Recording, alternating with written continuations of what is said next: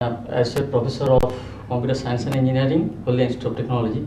Today I shall discuss the introduction to compiler design. So first of all, come to the meaning of compiler. The word compiler is generated from the compile of word, so which bears the meaning of gathering information together or to put all the information together to assemble or to gathering things from various sources and to coming up to a solution. So here the definition of compiler. A compiler is basically a program that takes a program written in the source language and translates it into the equivalent program in the target program. So in general, a compiler translates a program written in high-level programming language that can be recognizable by the human into a low-level machine language that only can be recognized by the computers. So a program for a computer must be built in combining very simple commands. So now let us try to find where does the compiler lie. Means we know that the computer only recognizes the low level language which consists of only zeros and ones, string of like this. But we cannot generally follow this type of string whenever the string becomes very large. So what to do? So we will write our program in the human-like or English-like language that is known as the high-level language, and so computer recognizes the machine language. We only deal with the high-level language. So how to bridge the gap? So the compiler is the program which basically bridges the gap between the two languages.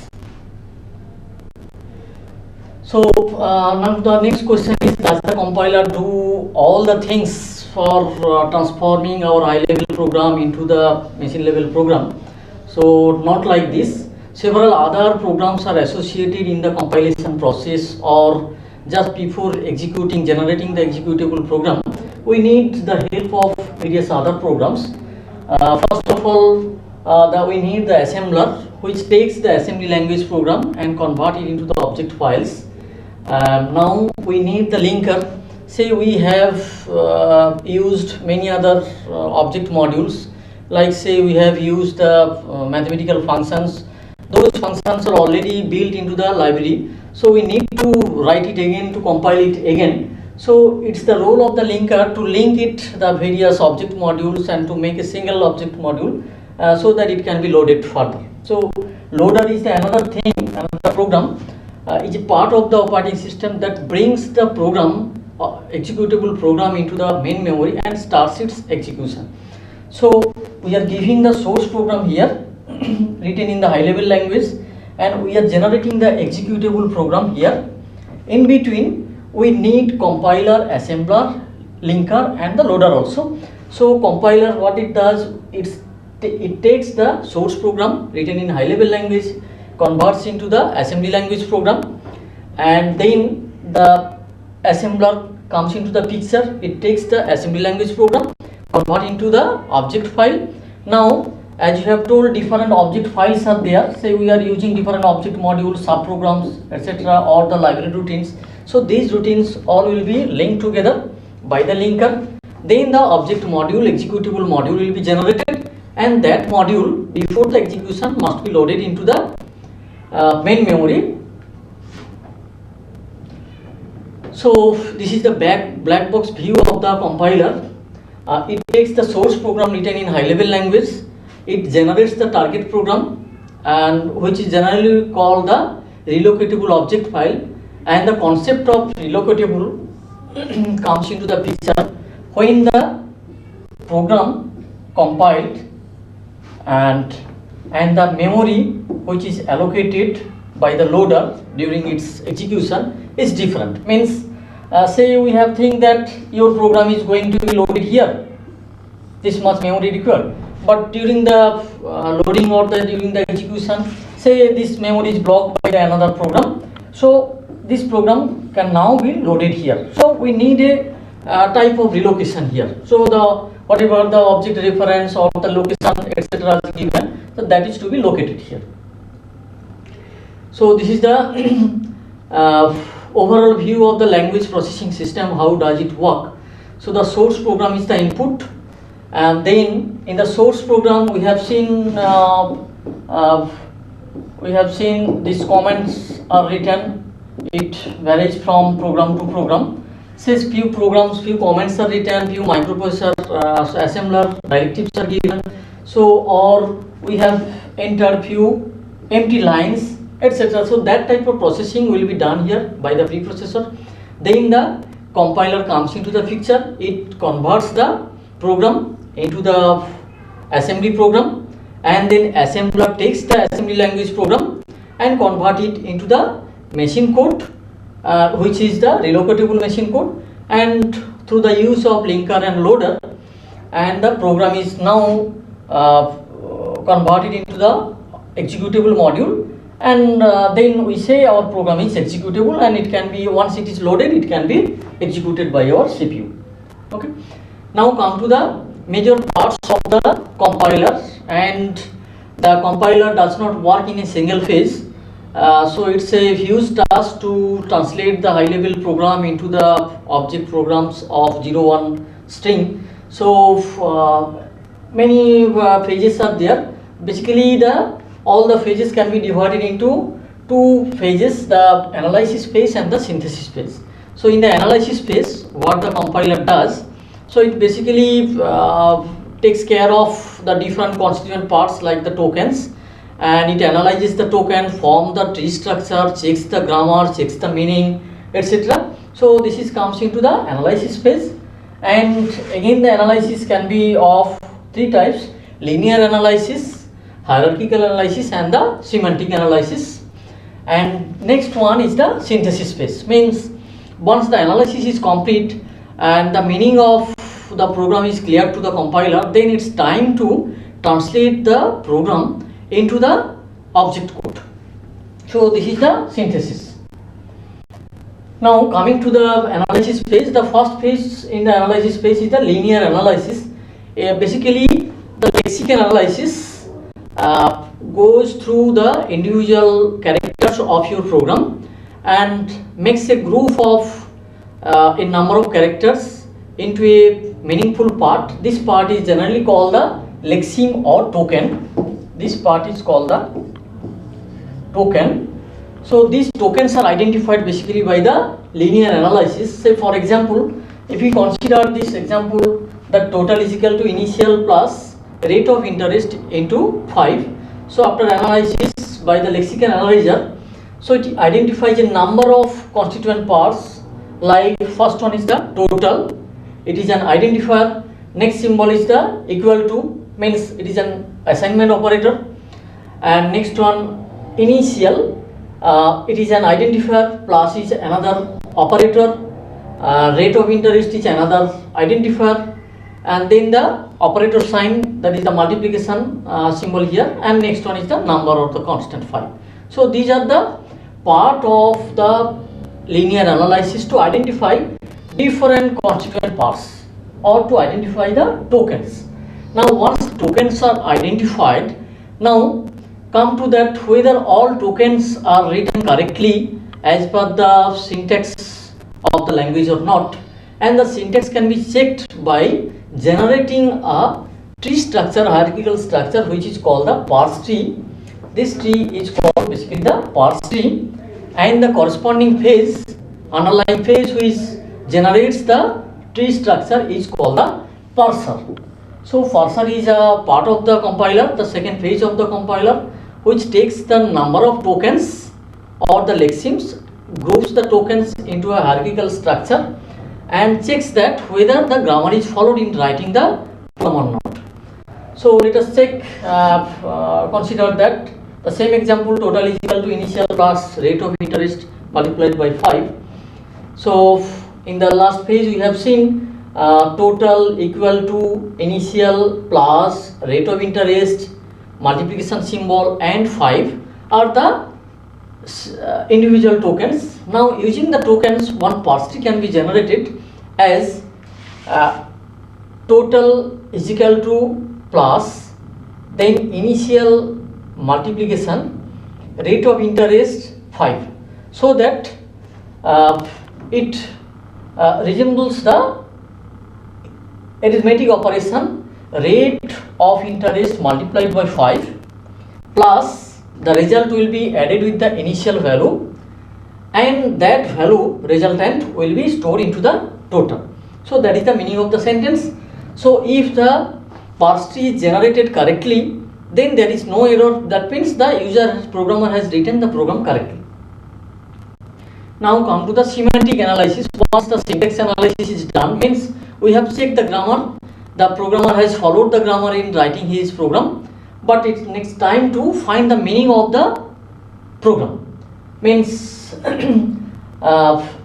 few checking are done here, just like all the variables are declared before their use, and whether all variables used in the arithmetic expressions are compatible or not. That I mean that if some programmer likes to multiply the integer with the pointer values or not, which is generally not allowed in normal programming language. So that type of type checking is made, means all the variables, whether they are declared before their use or they are assigned their values. And then the next one is the level checking, means sometimes you write the levels right, go to the level, move to the level. So these levels are written correctly or not.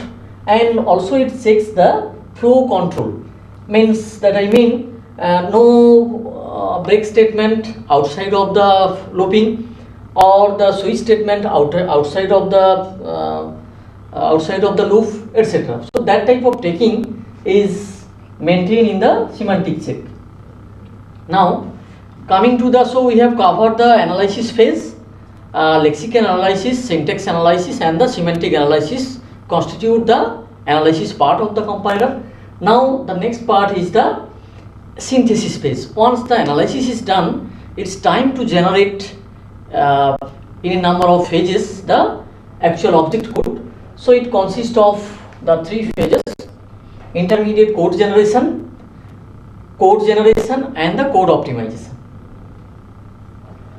So these are the phases of the compilation. Source program we are giving here. Now through the lexical analyzer, the individual lexemes are identified. Syntax analyzer checks whether the grammar is correct in writing the language, writing the program. Semantic analyzer analyzes the meaning, basically types checking, level checking, or any loops are written illegally or not. Then the intermediate code generation, some form of intermediate code is generated due to some advantages, and then the code optimization is done for efficient use of CPU time and the memory. So some form of optimization is done, then actual code will be generated, then the target program is generated. So each phase here mentioned here transforms some form from the previous phase to the next phase. And during this compilation, so all of the phases communicate with the error handlers as well as the symbol table. These are the 2 constituent parts of the compiler. Error handler is separate subroutine which maintains only the different types of errors, and symbol table is another table or the data structure which deals with different types of information about the lexemes and the operations. So this is the flow of compilation coming from the lexical analyzer, syntax analyzer, semantic analyzer, intermediate code generation, code optimization and the code generation. Okay, so you just check that source program is given here written in high level language, and the target program written in the object program is generated by the compiler. And during these phases, so we are using the symbol table as well as the error handler. So the need for symbol table is that during these different phases, say the lexical analyzer identified one symbol, say total.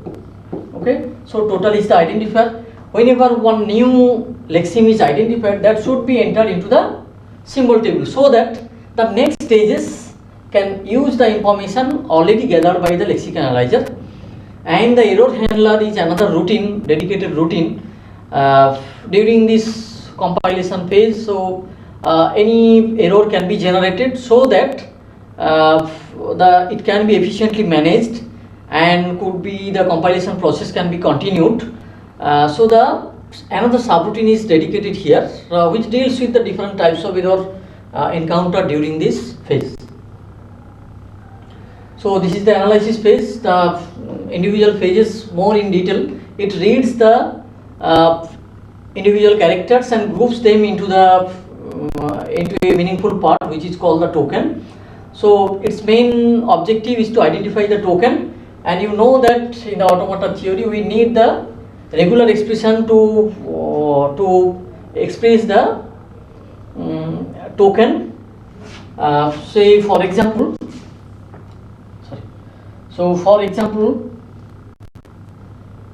if I give one token, say one identifier can be given as letter or digit. Let's click star. Means any identifier can be considered as letter and any combination of the digit and its repetitions. Okay, so we need the finite automata to implement this lexical analysis, and then come to the syntax analysis. It basically takes the token generated by the lexical analyzer and it arranges them into a tree structure which is called the parse tree. And for implementation we need the context free grammar, CFG. So it's basically the grammar of the language is specified by the context free grammar.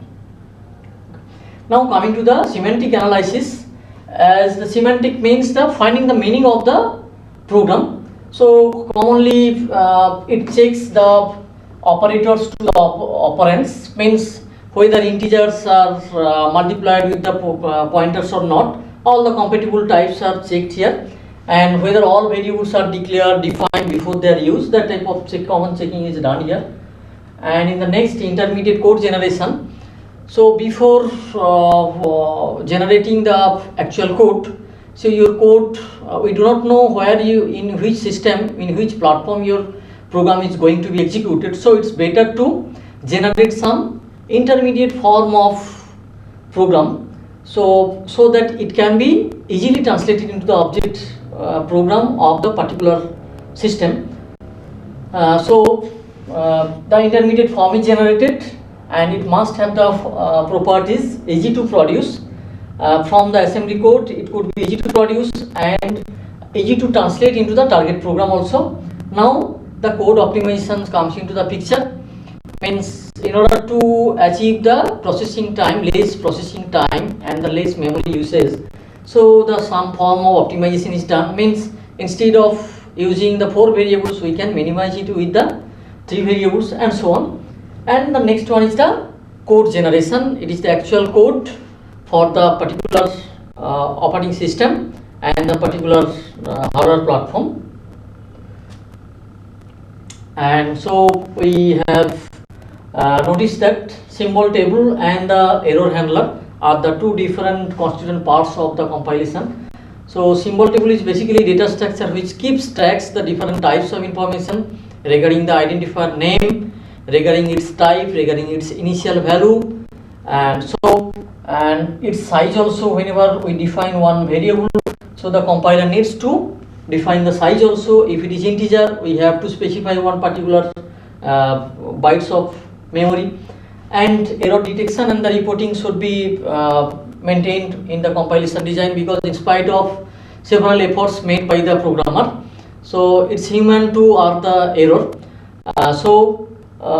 Whenever one error is detected, so it should be given to the error handler, so that the subsequent pages cannot be stopped due to that. Reviewing the entire process, taking one example, and we will see now how during the different phases of compilation the source code position is equal to initial plus rate into 16 will be converted into the corresponding machine code. So first of all is the lexical analyzer. It identifies the tokens as position is one of the identifiers, ID 1, then the assignment operators, Initial is the identifier 2, rate is the identifier 3, multiplication is the operator, and 60 is the constant. Okay, now in the syntax analyzer it forms the syntax tree. So it forms the tree like this, so that id 3 and 60 will be multiplied, and the resultant will be added with the id 2, and the result will be assigned to the id 1. Okay. Now in the semantic analysis, so it finds the meaning and it checks whether the operands are compatible with the operators or not. So first of all, as we consider that, if we consider that all the identifiers are of the integer type, then in order to any unwanted avoid any unwanted situation, the 60 would be first converted into the the real part. So for example, here it is given integer to real. If you want, you can transform it into the integer also. Then if you want the floating point multiplication, then 60 will convert it into integer to real, then it will be multiplied with the id 3. Assume that id 3 is the another real also, so it should be added with the id 2, and the result will be assigned into the id 1. Now coming to the intermediate code, some form, not exactly the object code, not exactly the assembly code, but some intermediate form of representation is maintained here. So temporary is one temporary variable, and which is storing the real value of the 16 once it is converted from integer to real, and this temporary one will be multiplied with the id 3, generating the id 2, and id 2 will be added with the temporary 2, and the resultant will be stored in the temp 3, and ultimately the temp 3 will be stored into the id 1. Now coming to the code optimization. The meaning of code optimization is to minimize the number of instructions, is to minimize the number of variables used, is to minimize the number of registers used, etc. Okay, so instead of writing these operations here, and if we can directly write here 60.0, so it would be treated as the floating point. Now it would be multiplied with the id 3, generating the id 1, and temp 1, and the temp 1 will be added with the id 2, and this result will be stored into the id 1. That is our objective. Now the final code generation. So first of all, as per the von Neumann architecture, we know that all variables to be stored into the processor registers. So let id 3 will be stored into the R2, any one of the registers. So move floating point id 3 into the R2, then multiply floating point as 60.0 with the R2, and then moving the id 2 into the R1 registers, and adding the R1 and R2, and we know that R1 is holding the resultant value, so we are moving the R1 into the id 1. So it's all about the different phases of compiler, and we have shown that through the different phases how one instruction is going to be executed, going to be translated into the machine code. Now come to, from this lecture we can solve this problem. So briefly state the process of compilation with the example sum is equal to sum plus num divided by 10, just like the previous example given here. Differentiate syntax analysis and the semantic analysis. As we know that the syntax analysis is the finding the meaning of the sentence, and syntax analysis is the checking the grammar of the language, and semantic is finding the meaning of the sentence. So it's basically the two different things, and first one needs the